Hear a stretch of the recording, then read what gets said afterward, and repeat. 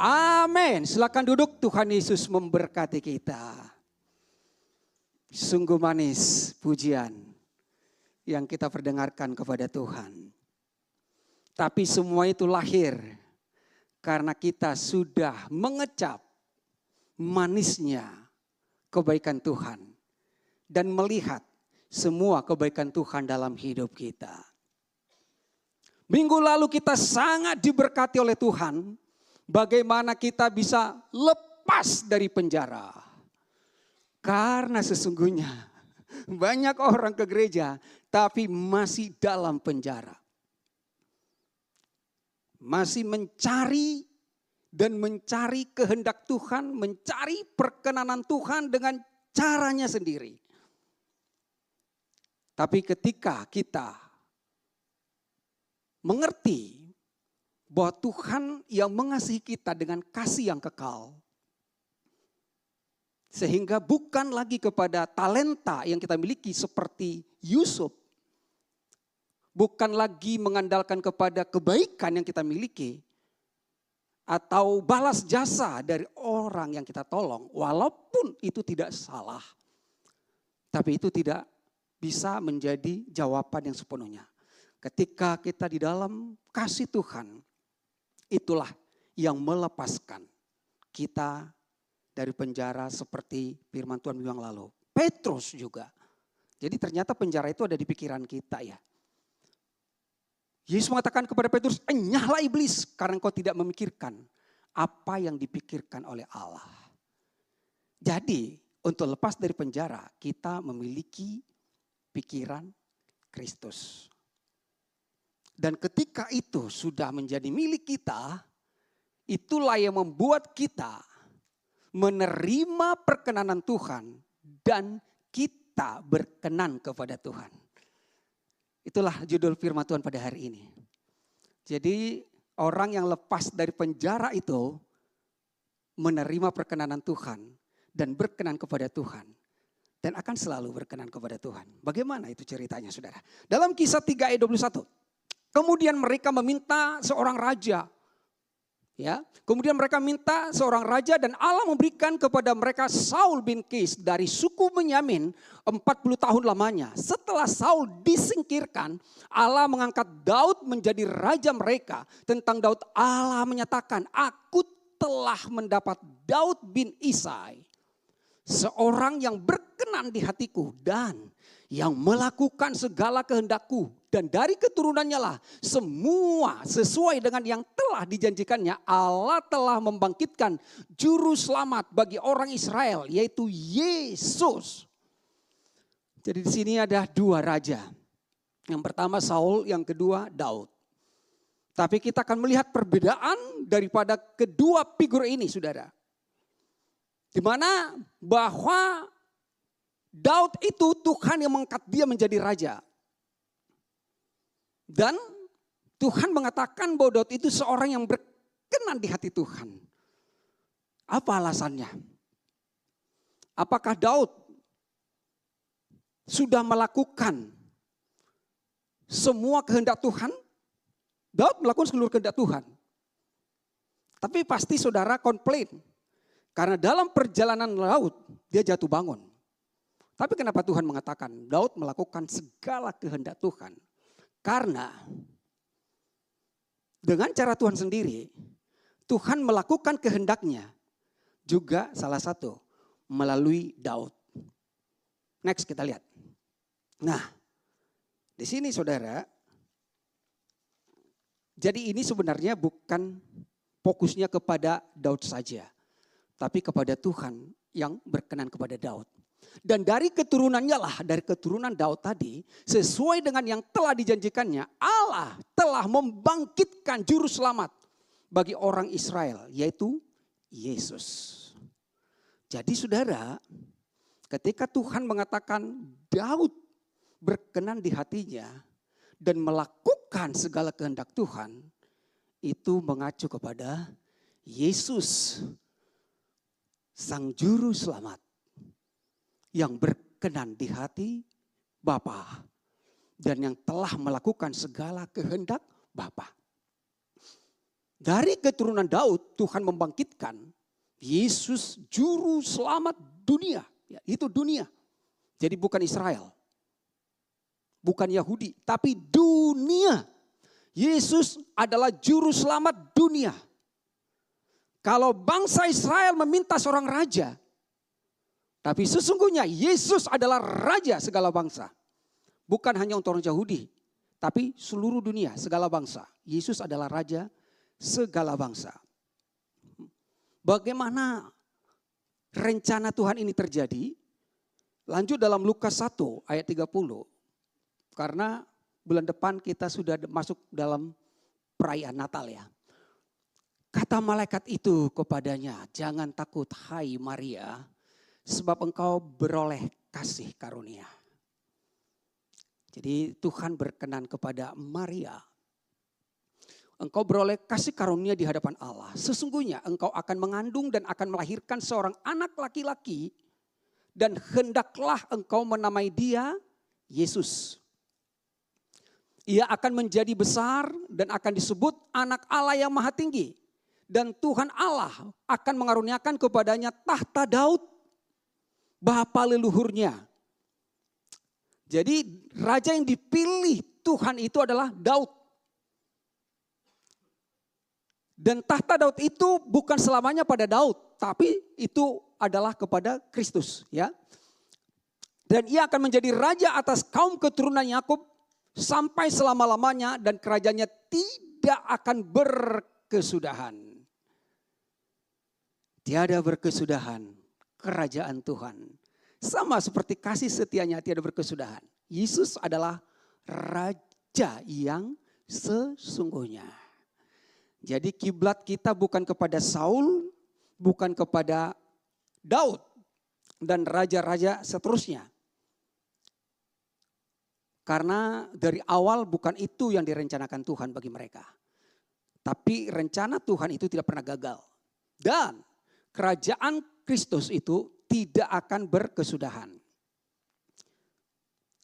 Kerajaan manusia berakhir. Kerajaan agamawi juga akan berakhir.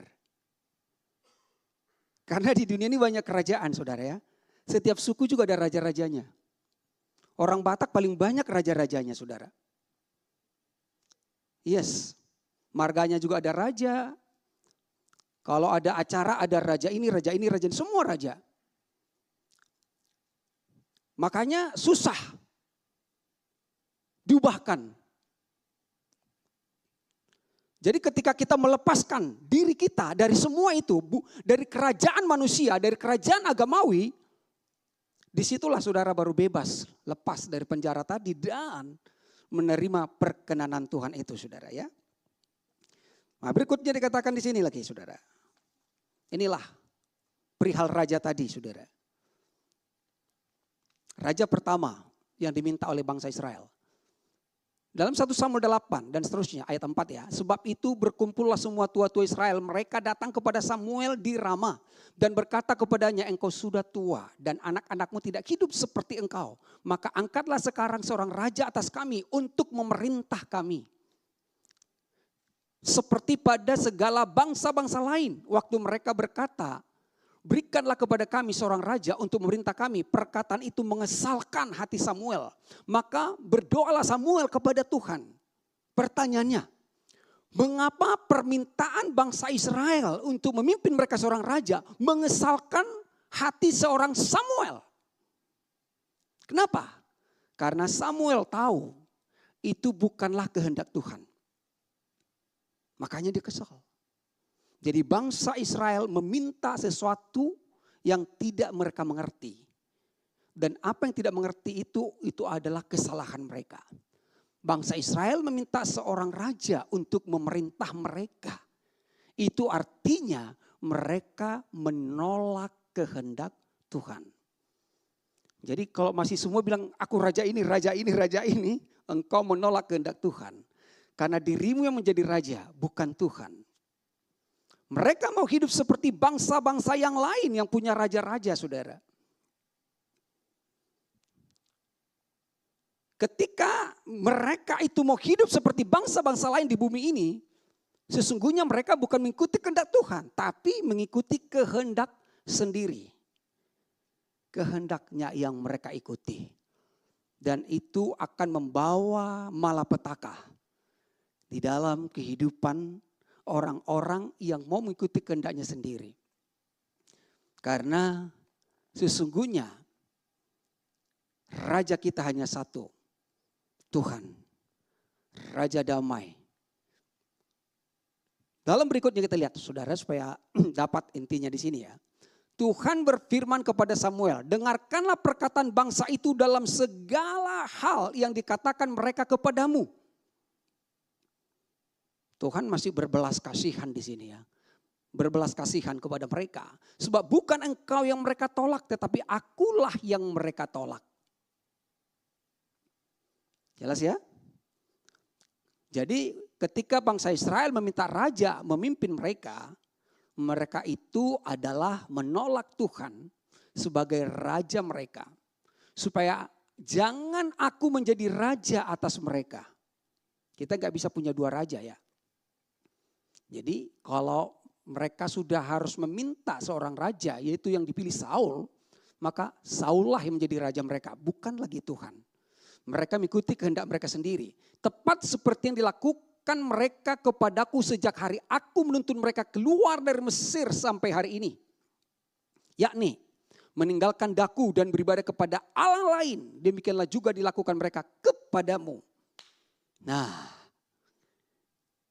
awalnya Tuhan sudah membebaskan mereka dari perbudakan di Mesir.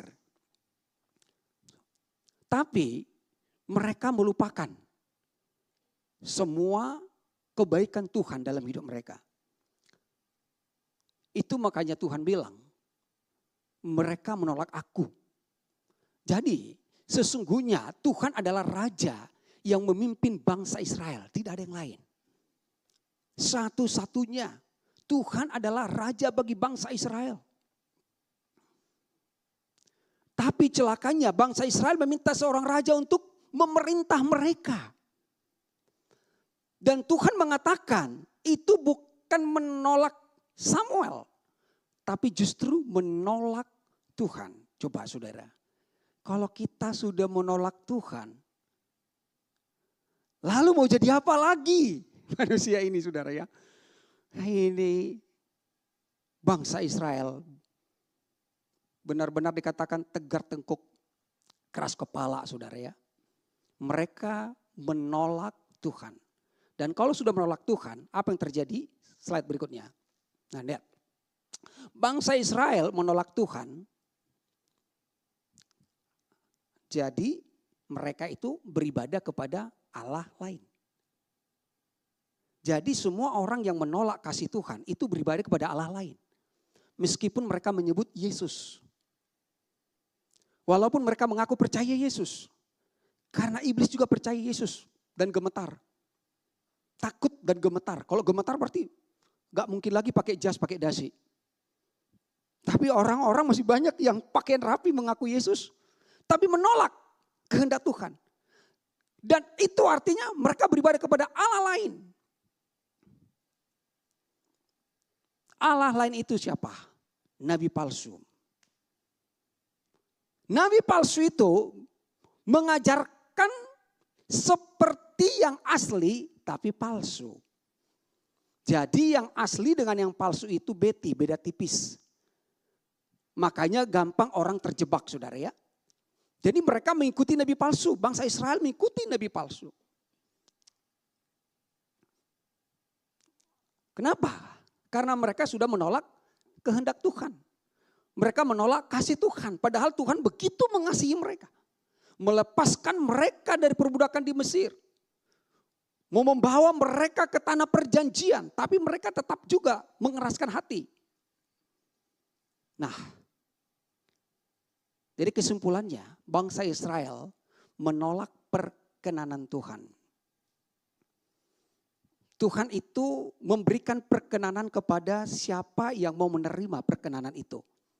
Bukan ada persyaratan-persyaratan khusus. Ya, Tuhan tidak menuntut balasan untuk itu. Hanya Kita mau menerima enggak perkenanan dari Tuhan itu? Perkenanan itulah yang membuat kita teguh. Yusuf boleh sampai di istana Firaun dan menjadi pemimpin setelah Firaun karena dia menerima perkenanan Tuhan. Tuhan yang berkenan mengangkat dia setinggi-tingginya, saudara. Dan Yusuf mau tinggal di dalam perkenanan Tuhan tersebut. Nah, kemudian berkatalah Samuel kepada Saul, aku telah diutus oleh Tuhan untuk mengurapi engkau menjadi raja atas Israel. Inilah raja Israel, tapi kita lihat apa yang terjadi dengan Pak Saul ini. Aku telah diutus oleh Tuhan untuk mengurapi engkau menjadi raja atas Israel umatku. Oleh sebab itu dengarkanlah bunyi firman Tuhan. Jadi dengarkanlah bunyi firman Tuhan. Kehendak Tuhan. Tapi selanjutnya Daud tidak mendengarkan. Jadi saya loncat aja saudara ya. Tetapi jawab Samuel kepada Saul, aku tidak akan kembali bersama-sama dengan engkau. Sebab engkau telah menolak firman Tuhan. Samuel mengatakan dengarkanlah firman Tuhan. Tapi Samuel mengatakan kepada Saul, engkau telah menolak firman Tuhan. Sebab itu Tuhan telah menolak engkau sebagai raja atas Israel. Kalau kita membaca Tuhan menolak engkau sebagai raja, aduh kok Tuhan menolak ya? Tapi sebenarnya ada sebab akibat. Bukan Tuhan yang menolak, tetapi Saul lah yang menolak. Karena kasih tidak bisa memaksa. Saul menolak, ya udah. Bukan Tuhan harus menolak, karena penolakan itu sudah menghalangi kasih Tuhan bekerja di dalam kehidupan Saul. Ya. Sebab itu Tuhan menolak engkau sebagai raja Israel. Maka Samuel berpaling hendak pergi. Maka Saul memegang punca jubah Samuel, tetapi terkoyak. Kemudian berkatalah Samuel kepadanya, Tuhan telah mengoyakkan daripadamu jabatan raja atas Israel pada hari ini. Jadi saudara, jabatan raja bagi manusia itu ada batasnya. Akan berakhir, lihat tuh. Hari ini Tuhan sudah mengoyakkan jabatan raja. Dan telah memberikannya kepada orang lain yang lebih baik daripadamu. Beralih kepada Daud. Tapi Daud juga tidak selamanya menjadi raja atas Israel. Karena itu semua adalah proses di mana rencana Tuhan itu terjadi saudara. Ya, jadi Saul diurapi jadi raja. Namun Saul menolak firman Tuhan. Jadi tidak lama dia memerintah sebagai raja. Saul menolak firman Tuhan. Saul menolak Tuhan. Akhirnya jabatan raja dipindahkan kepada Daud. Lalu berikutnya apa yang terjadi? Kemudian berkatalah Samuel kepadanya, Tuhan telah mengoyakkan daripadamu jabatan raja atas Israel pada hari ini dan hari ini telah memberikan kepada orang lain yang lebih baik daripadamu. Kenapa dikatakan lebih baik? Karena Daud itu menerima kasih Tuhan dalam hidupnya. Sejak dari muda. Dia sudah selalu menyatakan tentang kebaikannya Tuhan. Lagu-lagu kita tadi itu semua. Sebab Tuhan baik, bahwasanya untuk selama-lamanya kasih setianya. Semua tentang kebaikan Tuhan. Berfirmanlah Tuhan kepada Samuel, berapa lama lagi engkau berduka cita karena Saul? Bukankah ia telah kutolak sebagai raja atas Israel? Isilah tabung tandukmu dengan minyak dan pergilah.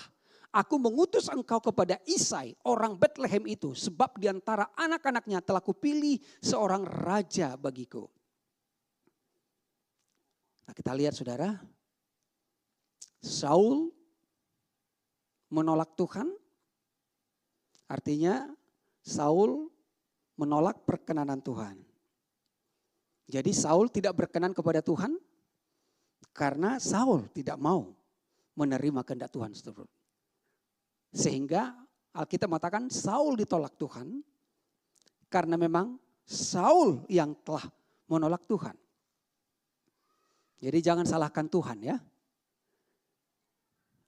Tuhan bukan Tuhan yang menolak Saul. Tapi saudara sudah lihat dari awal ya. Tapi bahwa Saul itu menjadi raja bukanlah sebenarnya kehendak Tuhan. Itu adalah kehendak dari bangsa Israel. Jadi segala yang bukan kehendak Tuhan itu pasti gugur saudara ya. Sampai kita menemukan bagaimana kehendak Tuhan itu terjadi saudara. Nah, dalam 1 Samuel 15 ayat 28, kemudian berkatalah Samuel kepadanya, Tuhan telah mengoyakkan jabatan raja atas Israel, ya, dan memberikan kepada orang yang lebih baik katanya. Nah,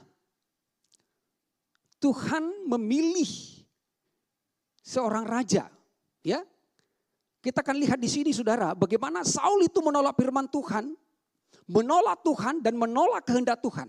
Itu sudah komplit, ya. Itu dari pihak Saul. Sementara Daud itu dipilih Tuhan.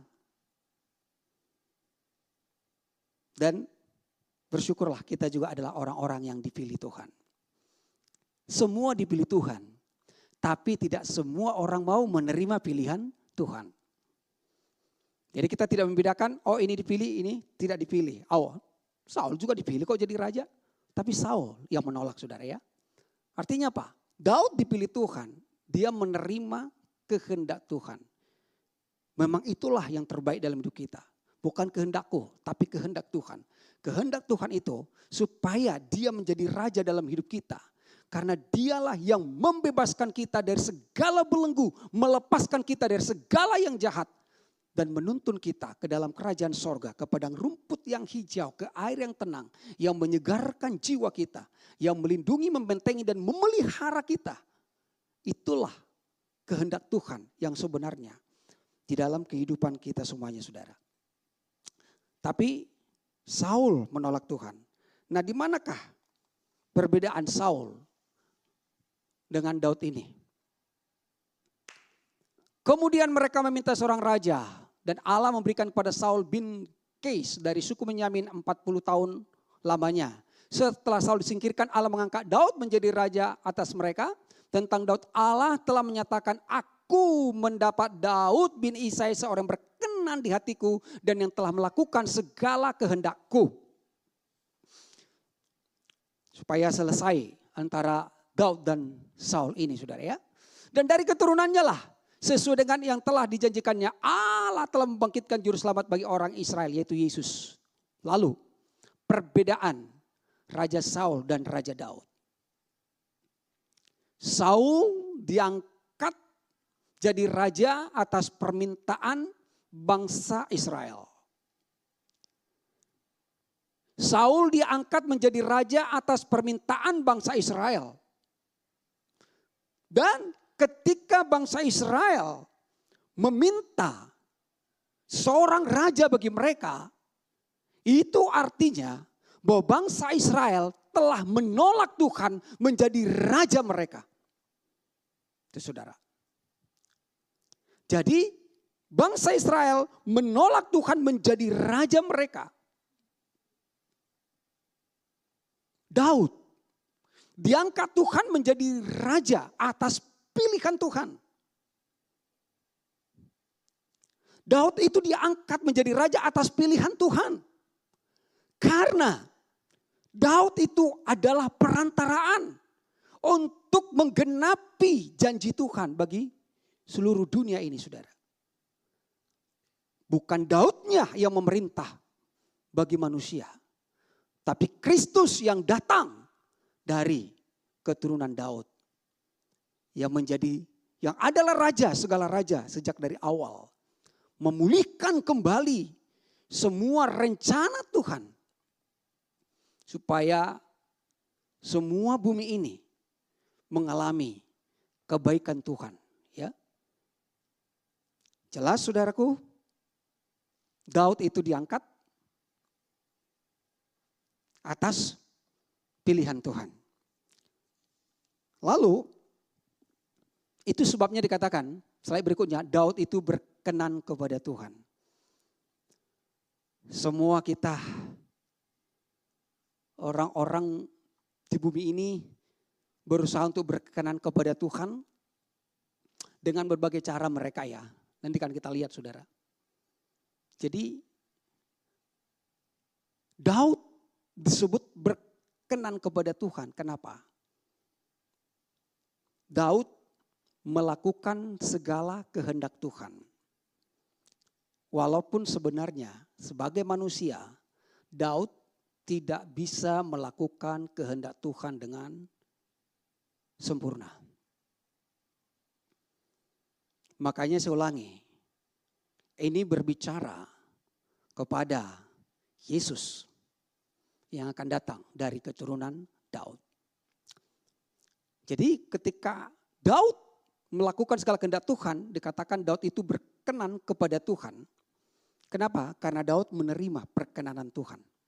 Itu saja, dia menerima perkenanan. Kalau saudara mau lihat, baca kisah Daud itu banyak hal-hal. Kalau orang agamawi ya amoral dan segala macam saudara ya. Jadi Saul tidak berkenan kepada Tuhan karena dia menolak kehendak Tuhan. Dan Saul berkenan kepada Tuhan karena, Daud berkenan kepada Tuhan karena dia menerima kehendak Tuhan. Supaya saudara dan saya berkenan kepada Tuhan, apa yang kita lakukan ya? Nah,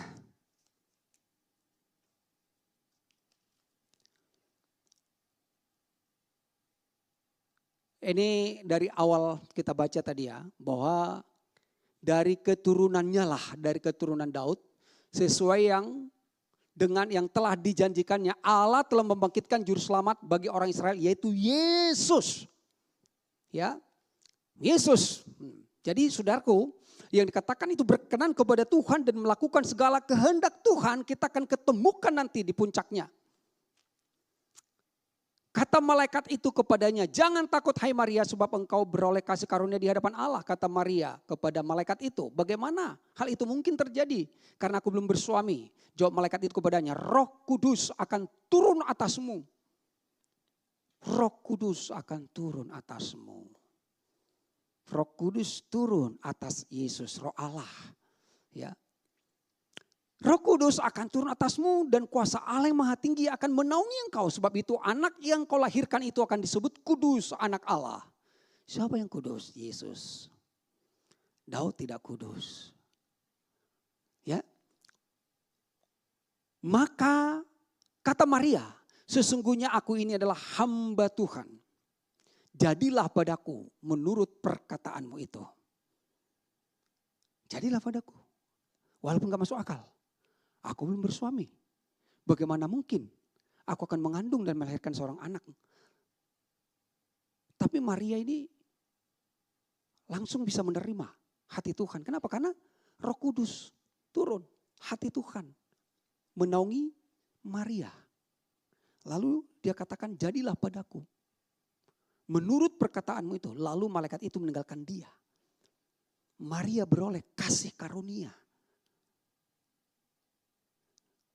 Kita tidak terlalu bukan mengkultuskan Maria. Wanita yang khusus dipilih Tuhan. Memang tidak ada catatan bahwa Maria itu yang naik. Tapi apakah Maria itu beroleh kasih karunia? Karena dia adalah orang baik menurut ukuran manusia? Ada kok pemimpin yang kaya itu saudara. Yang sudah melakukan hukum Taurat. Tapi masih ada yang kurang. Dan Yesus menaruh belas kasihan kepadanya. Dia juga beroleh kasih karunia. Tapi dia menolak. Justru dia pergi saudara ya. Oke. Jadi Maria itu beroleh kasih karunia. Karena dia menerima. Maria itu menerima hati Tuhan. Sampai Kristus, Yesus boleh lahir dari rahimnya, Maria itu menerima kehendak Tuhan. Maria berkenan kepada Tuhan. Bukan karena lulusan sekolah teologi ya. Bukan karena hal-hal yang lain. Nah, berikutnya lagi saudara.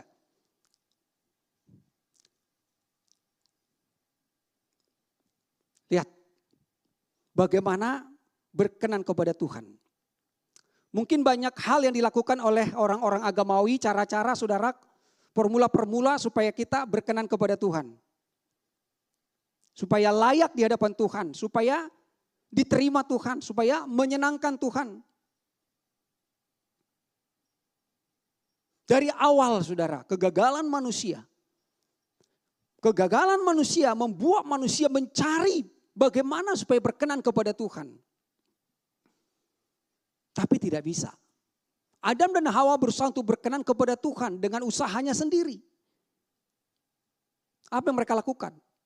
Setelah memakan buah pengetahuan tentang yang baik dan yang jahat, maka terbukalah mata mereka berdua dan mereka tahu bahwa mereka telanjang. Lalu mereka menyemat daun pohon ara dan membuat cawat.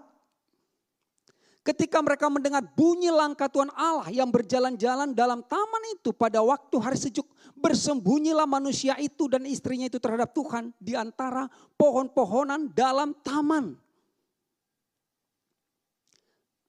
Mereka tahu mereka telanjang dan itu tidak baik, tidak berkenan.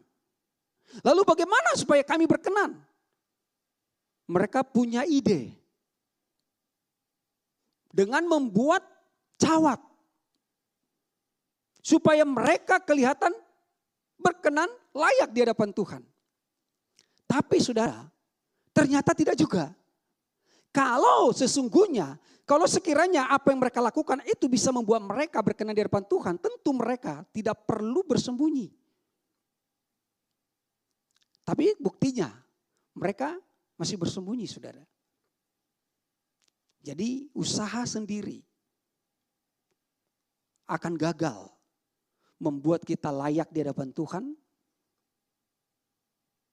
membuat kita berkenan kepada Tuhan. Tidak ada saudara ya. Tidak ada perbuatan apapun yang bisa kita lakukan untuk menutupi segala kelemahan dan kekurangan kita. Supaya kita berkenan kepada Tuhan. Justru perkenanan Tuhanlah yang menutupi semua kelemahan, kekurangan dan ketidaksempurnaan kita di hadapan Tuhan. Jadi berhentilah untuk berusaha dengan perbuatan sendiri. Kemudian orang agamawi berusaha untuk berkenan kepada Tuhan dengan melakukan hukum Taurat. Ya. Kata orang itu kepadanya, perintah yang mana? Ini orang kaya yang datang pada Yesus. Kata Yesus, jangan membunuh. Ini hukum Taurat toh. Jangan berzina, jangan mencuri, jangan mengucapkan saksi dusta. Hormatilah ayahmu dan ibumu dan kasihilah sesamamu manusia seperti dirimu sendiri. Jawabannya keren. Kata orang muda itu kepadanya, semuanya itu telah kuturuti. Apalagi yang masih kurang? Kata Yesus kepadanya, jikalau engkau hendak sempurna, pergilah, juallah segala milikmu. Dan berikanlah itu kepada orang-orang miskin. Maka engkau akan beroleh harta di sorga. Kemudian datanglah kemari dan ikutlah aku. Mengikut Tuhan. Menerima perkenanan Tuhan. Ketika orang muda itu mendengar perkataan itu. Pergilah ia dengan sedih. Menolak kasih Tuhan. Sebab banyak hartanya. Sesimpel itu saudara. Tuhan bilang ikut aku. Ikut aku, kamu tidak akan jatuh miskin, kamu tidak akan bangkrut, ikut aku. Marilah kepadaku. Semua yang letih lesu berbeban berat, marilah kepadaku, ikutlah aku. Tapi justru orang ini pergi dengan sedih lagi saudara. Jadi orang-orang agama itu selalu berakhir dengan kesedihan. Menangis, berseru-seru. Berseru memanggil namamu. Saudara ya, pergi dengan sedih. Walaupun semua sudah kuturuti, coba saudara ya. Mereka sudah lakukan semua ritual agama. Semua diklat-diklat yang ada gitu ya. Ada yang buat training lah, ada kom lah, ada SOM, School of Ministry, dan macam-macam. Semua telah kuturuti. Tapi itu tidak membuat mereka berkenan kepada Tuhan. Tidak membuat orang ini. Tapi Tuhan mau supaya orang ini beroleh harta di sorga. Kalau harta di sorga kita dapat, di bumi ini udah pasti. Karena kerajaan sorga itu ada di bumi. Jadi Tuhan bilang ikutlah aku.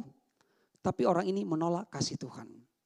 Ketika si orang ini ketika dia mau mengikut Tuhan, maka disitulah perkenanan itu terjadi bagi dia. Sudah ya? Sudah jelas? Jadi jangan terpesona dengan usaha-usaha yang dilakukan oleh orang-orang yang begitu kelihatannya religius. Tapi sesungguhnya mereka mengikuti kehendak sendiri, bukan mengikuti kehendak Tuhan, saudara. Mereka membangun kerajaan mereka, bukan tinggal di dalam kerajaan sorga. Sama seperti bangsa Israel. Membangun dinasti untuk mereka, bukan dinasti kerajaan sorga. Kemudian kita lihat lagi saudara. Nabi palsu berusaha untuk mencoba berkenan kepada Tuhan dengan segala kepalsuannya. Dengan prestasi pelayanannya. Dalam Matius 7. Pada hari terakhir. Jadi ujian itu biasanya hari terakhir baru terbukti. Ya kan? Hari terakhir. Di situ pembuktiannya saudara ya. Mana yang palsu, mana yang asli. Cek. Nanti akan dibuktikan. Terjadi pemisahan antara lalang dan gandum. Kambing dan domba. Pada hari terakhir banyak orang akan berseru kepadaku, Tuhan, Tuhan, bukankah kami bernubuat demi namamu? Sampai sekarang banyak orang bernubuat. Dan dikejar itu nubuatan saudara. Mengusir setan demi namamu. Banyak cara yang dilakukan untuk mengusir setan saudara. Dengan pakai minyak, dengan pakai macam-macam formula. Untuk itu saudara. Dan mengadakan banyak mukjizat demi namamu juga. Pada waktu itulah aku akan berterus terang kepada mereka dan berkata, aku tidak pernah mengenal kamu. Enyahlah daripadaku, kamu sekalian pembuat kejahatan. Ini di mana terjadi saudara? Nubuat, mengusir setan, mengadakan mukjizat. Di mana? Di diskotik, di lapotuak. Ada aja di mana? Ya di gereja. Di gereja saudara. Tapi lihat. Palsu semuanya saudara. Bernubuat, mengusir setan. Kami mengadakan mukjizat. Tapi Tuhan bilang, aku tidak mengenal kamu. Kamu pembuat kejahatan. Kenapa? Karena mereka melakukan itu dari diri mereka. Kami bernubuat demi namamu. Kami mengusir setan demi namamu. Kami mengadakan mukjizat demi namamu. Jadi orang-orang yang mengklaim dia bernubuat. Orang-orang yang mengklaim mengadakan mukjizat. Dengan urapannya sendiri saudara. Tuhan bilang aku tidak mengenal kamu. Kenapa? Karena mereka menolak kasih Tuhan. Karena sesungguhnya itu semua terjadi adalah dari Tuhan. Tapi selalu ada yang palsu. Waktu Musa memimpin bangsa Israel keluar dari Mesir, membuat 10 tulah. Ahli sihir di Mesir juga bisa melakukan hal itu. Saudara ya. Ya kalau orang belum celik mata rohaninya gak bisa bedain saudara. Gampang tertipu ya. Haleluya. Nah hidup yang berkenan kepada Tuhan itu seperti apa saudara? Tentang Daud, Allah telah menyatakan, aku telah mendapat Daud bin Isai, seorang berkenan di hatiku dan yang melakukan segala kehendakku. Jadi dikatakan Daud itu berkenan kepada Tuhan, Daud itu melakukan segala kehendak Tuhan tapi tidak sempurna. Daud itu dikasihi oleh Tuhan, makanya disebut berkenan. Daud dalam bahasa Ibrani atau David yang dikasihi, beloved, Itu arti Daud, arti David saudara, yang dikasihi. Artinya Daud itu menerima hati Tuhan. Makanya ketika masalah demi masalah terjadi dalam kehidupan Daud saudara, kerajaannya diambil alih oleh anaknya sendiri Absalom, istrinya. Hanya satu yang dikatakan oleh Daud, gak apa-apa semua diambil daripadaku, tapi jangan ambil rohmu daripadaku. Jangan ambil rohmu daripadaku. Apa itu? Hati Tuhan. Aku mau tetap tinggal di hatimu Tuhan. Aku mau tetap melekat di hatimu. Semua boleh. Gak apa-apa. Tapi sekarang kita mengerti. Khotbah di sini sangat jelas dikatakan Pastor Hongki. Pikiran kita, dompet kita akan mengikuti hati kita. Berarti Daud, saya kurang paham. Apakah Daud mengerti pada saat itu ketika dia mendapatkan hati Tuhan bahwa dia juga mendapatkan semua itu kerajaan itu. Tapi itu kata Daud, jangan ambil rohmu. Sampai keplesetan juga di karismatik bahwa roh Tuhan itu bisa datang dan pergi. Roh Tuhan itu undur dari Saul, roh Tuhan itu jangan ambil daripadaku kata Daud. Itu sebenarnya kenapa? Karena menolak hati Tuhan. Jadi saudara, yang membuat Daud berkenan kepada Tuhan adalah dia menerima hati Tuhan. Yang membuat Daud dikatakan melakukan segala kehendak Tuhan adalah karena dia menerima hati Tuhan. Nah, bagaimana? Di dalam Matius 3:15. Lalu Yesus menjawab katanya kepadanya, biarlah hal itu terjadi karena demikianlah sepatutnya kita menggenapkan seluruh kehendak Allah. Daud melakukan segala kehendak Allah. Yesus menggenapkan seluruh kehendak Allah. Dan Yohanes pun menurutinya. Sesudah dibaptis, Yesus segera keluar dari air. Dan pada waktu itu juga langit terbuka dan ia melihat roh Allah. Seperti burung merpati turun ke atasnya. Lalu terdengarlah suara dari sorga yang mengatakan, inilah anakku yang kukasihi, kepadanya lah aku berkenan. Jelas saudara ya? Inilah dia saudara. Daud menerima hati Tuhan dan dia tidak mau lepas dari hati Tuhan. Jangan ambil rohmu daripadaku. Kemudian di sini roh Allah turun kepada Yesus seperti burung merpati. Sudah dijelaskan di sini bagi saudara yang sudah sering mendengarkan khotbah bahwa Yesus menerima hati Bapa. Yesus menerima kasih Bapa, makanya disebut dia anak yang dikasihi karena kasih Bapa ada padanya dan kasih Bapa itulah yang membuat kita berkenan. Kalau kita dikasih berkenan, kan berkenan itu diterima. Kenapa diterima? Karena dikasihi, saudara ya. Nah, Yesus menggenapkan seluruh kehendak Allah. Menggenapkan, membuat sempurna, membuat penuh. Tidak ada lagi yang kurang. Kegagalan Daud, kegagalan Saul, kegagalan Adam, semua nabi-nabi itu digenapkan oleh Kristus. Finish. Yesus dikasihi Bapa. Karena Yesus menerima hati Bapa dan Yesus berkenan kepada Bapa. Sedikit lagi saudara. Lanjut. Oke. Nah, Daud melakukan segala kehendak Tuhan, tapi tidak sempurna. Karena dia bukan manusia yang sempurna. Tapi luar biasanya Tuhan mengasihi Daud bukan karena dia sempurna. Yes, Daud beloved yang dikasihi Tuhan. Makanya Daud mengatakan Tuhan menetapkan langkah-langkah orang yang hidupnya berkenan kepadanya. Orang-orang menerima hati Tuhan. Bukan berarti tidak pernah jatuh. Bukan berarti tidak pernah jatuh saudara. Tapi apabila ia jatuh tidak tergeletak.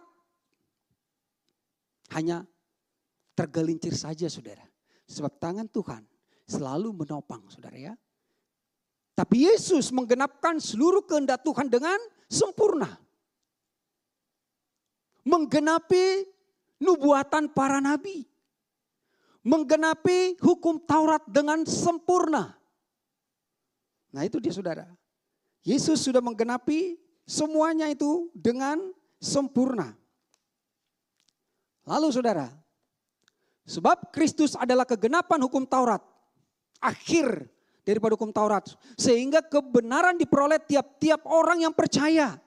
Jadi Kristus telah menyelesaikan dengan sempurna. Bukan Daud, apalagi Saul. Kristus telah menyelesaikan dengan sempurna. Sehingga kita beroleh pembenaran yang sempurna. Kita sekarang beroleh pembenaran yang sempurna. Siapa yang beroleh pembenaran yang sempurna? Kita yang menerima kasih-Nya yang sempurna. Jadi kita telah menerima pembenaran yang sempurna. Karena kita telah menerima kasih Tuhan yang sempurna. Wow. Satu ayat lagi saudara. Dalam Matius 17 ayat 5. Dan tiba-tiba sedang ia berkata, turunlah awan, terang menaungi mereka. Dan dari dalam awan itu terdengar suara yang berkata, inilah anakku yang kukasihi, kepadanya lah aku berkenan, dengarkanlah dia. Jadi bagaimana supaya kita berkenan kepada Tuhan? Dengarkanlah Kristus. Bukan orang Farisi, bukan ahli Taurat. Bukan nabi palsu, bukan doktrin agama, bukan pendeta yang dikejar-kejar, yang mungkin saudaraku dikatakan hebat dan lain sebagainya. Yang punya karisma, punya urapanlah saudaraku. No, dengarkanlah Kristus. Bukan yang lain, bukan nubuatan-nubuatan palsu, bukan doktrin-doktrin yang dibuat manusia. Dengarkanlah firman Kristus. Jadi bukan Calvin lah, inilah ini. Bukan saudara ya. Menurut ini dulu ya. Mungkin buku Pak John juga masih banyak dulu ya. Kenneth Hagin, pahlawan iman ya. Banyak, Smith Wigglesworth, banyak saudara. Itu koleksi kita semuanya. Kita kagum dengan mereka-mereka ini. Sampai Kristus kadang gak kelihatan. Karena kita mencoba mengikuti jejak mereka dan apa yang mereka lakukan. Benar loh saudara. Padahal firman Kristus itulah yang harus kita dengarkan. Bukan mereka, bukan doktrin agama, bukan nubuatan palsu. Ya, jadi dengarkan. Supaya kita berkenan, tinggallah di dalam kasih Kristus saudara. Tinggal di dalam kasih Kristus. Haleluya, selesai. Tinggal satu ini. Oke. Supaya kita terus teguh di dalam perkenanan Tuhan. Tidak lagi terombang-ambing saudara. Hari ini aku berkenan karena aku beribadah, besok gak berkenan karena aku melenceng. Kata Daud, Tuhan menetapkan langkah-langkah orang hidupnya berkenan apabila dia jatuh tidak tergeletak sebab Tuhan selalu menopang dia. Dalam hal inilah kasih Allah sempurna di dalam saudara dan saya. Yaitu kalau kita mempunyai keberanian percaya pada hari penghakiman. Karena sama seperti dia, kita juga ada di dalam dunia ini. Kristus yang sempurna. Kasih yang sempurna, kehendak Bapa yang sempurna dalam dia. Dia yang selalu berkenan kepada Bapa. Demikian juga saudara dan saya ada di dunia ini. Sama seperti Kristus berkenan kepada Bapa, kita juga berkenan kepada Tuhan di dunia ini. Bukan nanti di sorga. Jadi saudara yang berkenan. Kenapa kita berkenan? Karena kita tinggal dalam kasih-Nya yang sempurna. Kalau udah sempurna, udah genap semuanya. Sudah penuh, sudah selesai. Jadi ingatlah saudara yang terkasih. Di dalam Kristus kita selalu berkenan kepada Bapa.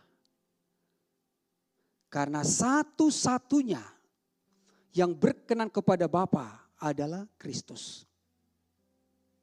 Walaupun Tuhan mengatakan Daud berkenan di hatinya. Itu adalah mengacu kepada Kristus yang lahir dari keturunan Daud. Kita telah lepas dari penjara dan berkenan kepada Tuhan dan selalu berkenan kepada Tuhan. Kenapa? Karena kita tinggal di dalam Kristus. Di luar Kristus tidak seorang pun yang berkenan kepada Bapa. Mari kita berdoa. Terima kasih Tuhan untuk kasih-Mu yang sempurna. Kami menerima pembenaran dan Engkau sudah menggenapkan seluruh kehendak Allah bagi kami. Yesus yang selalu berkenan kepada Bapa dan kami telah tinggal di dalam Kristus. Itu sebabnya Bapa melihat Kristus di dalam kami sehingga kami selalu berkenan kepada Engkau.